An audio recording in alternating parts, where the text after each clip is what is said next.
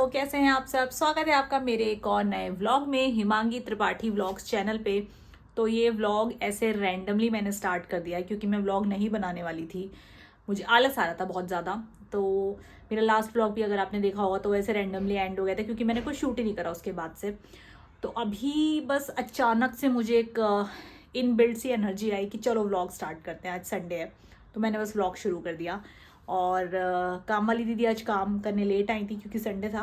तो वो अभी जस्ट काम करके गई हैं और अभी टाइम हो रहा है 2:30, 2:15 या 2:30 बज रहा है। और अब घर की हालत ठीक ठाक ही है क्योंकि अब दीदी ने झाड़ू पोछा लगा दिया है।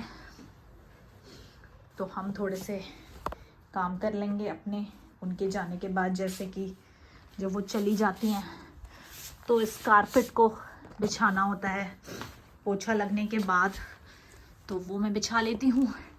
It looks good. एंड ये मेरा यार पुराना ट्राइपॉड ना टूट गया, पता नहीं क्या हुआ इसे, ये टूट गया है।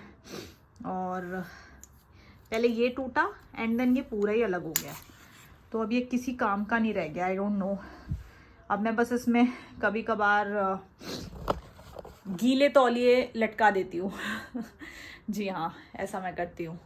सो या और घर की हालत ऐसी थोड़ी बिखरी बिखरी है क्योंकि रज़ाई वगैरह निकली हुई है और वो ओढ़ नहीं रहे हैं, अभी ब्लैंकेट ओढ़ रहे हैं। तो अब वो रज़ाई ना इधर से उधर घूम रही है, बस उसको धूप वगैरह दिखा दी है पर अभी ओढ़ना शुरू नहीं करा है। और किचन में बर्तन इतने सारे हैं, मंजे हुए हैं, धुल चुके हैं, दीदी धो के जा चुकी हैं, पर उन्हें सेटल करने का काम एज़ यूजुअल मेरा है। और वो बहुत सारे हैं, दिखाऊँ आपको, ये देखिए इतने सारे बर्तन थे ना आज। आई डोंट नो मैंने क्या क्या नहीं बनाया।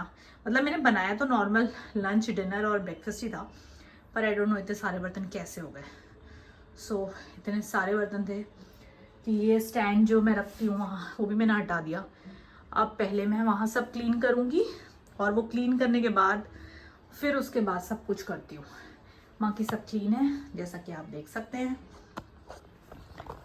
तो ये थी लाइफ अपडेट। लाइफ अपडेट क्या, ये थी आज के संडे की संडे अपडेट। और हिमेन गए हैं क्रिकेट खेलने और आज वो लंच भी बाहर ही करके आएंगे क्योंकि उन्होंने पार्टी देनी है अपने फ्रेंड्स को, अपने बर्थडे की। उनका बर्थडे काफ़ी दिन हो गए निकले हुए, पर उनकी पार्टी पेंडिंग थी, ट्रीट पेंडिंग थी। तो आज वो तो बाहर से लंच वगैरह करके आएंगे। मैं लंच कर चुकी हूँ और चलिए देखते हैं। तो हिमेंद्र जो है घर आए थे, पर उनको कुछ काम से फटाफट जाना पड़ा, दीदी के घर कुछ काम था मेन। तो अब मैं खा रही हूँ फ्रूट्स क्योंकि लंच मेरा हो चुका है।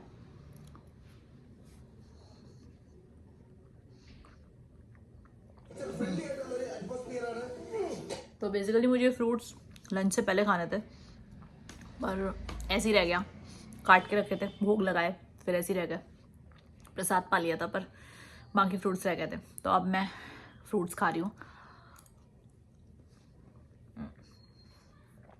और फिर शाम को चाय वाय पियेंगे। तो इसके बाद मैं आ गई किचन में अपनी ग्रीन टी बनाने के लिए। मैंने सोचा चलो ग्रीन टी पी लेती हूँ और बैठे बैठे कुछ टीवी में देख भी लूँगी।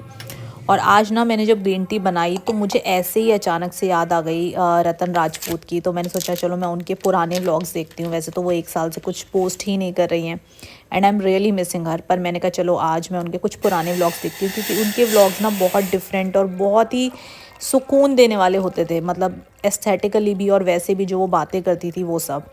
तो यहाँ पे मैं अपनी ग्रीन टी गरम गरम बना के बैठ गई आराम से और व्लॉग एंजॉय करने लगी।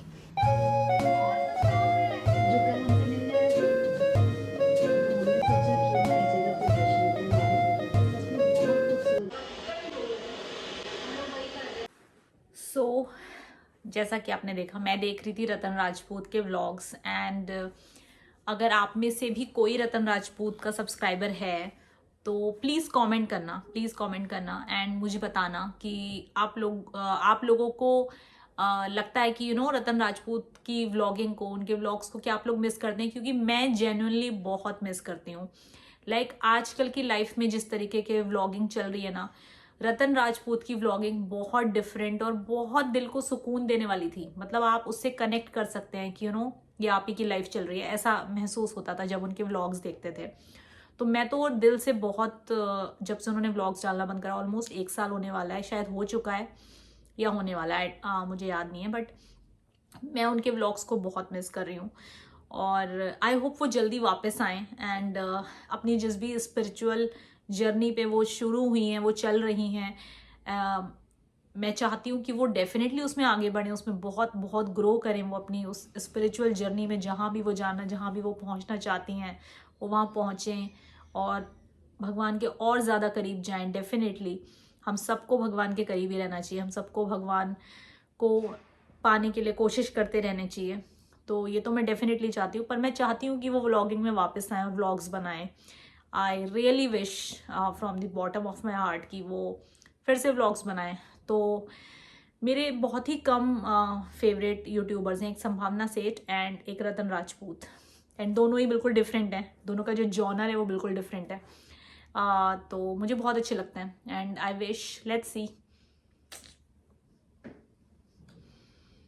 ग्रीन टी पीने के बाद मैं आ गई किचन में और मैंने सोचा ये जो फलारा फैला हुआ है ना, इसको संभालना सबसे ज़रूरी है। तो सबसे पहले मैंने इसको संभाला, क्योंकि जब तक मुझे दिखता रहेगा ना, मुझे टेंशन होती रहेगी कि बहुत काम है।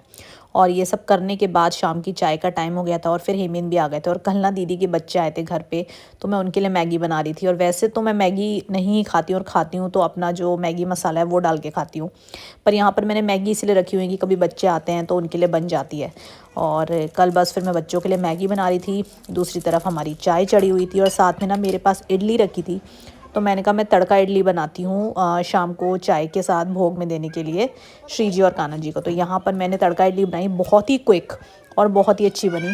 कुछ भी नहीं करा मैंने, बस सरसों के जो राई के दाने होते हैं वो डाले, और साथ में मेरा जो घर का बनाया हुआ मैगी मसाला है विदाउट एनी गार्लिक वो ऐड करा, और साथ में थोड़ा सा टोमेटो केचप डाल के हल्की सी ग्रेवी बना ली और फिर उसमें अपनी इडलियाँ कट करके डाली।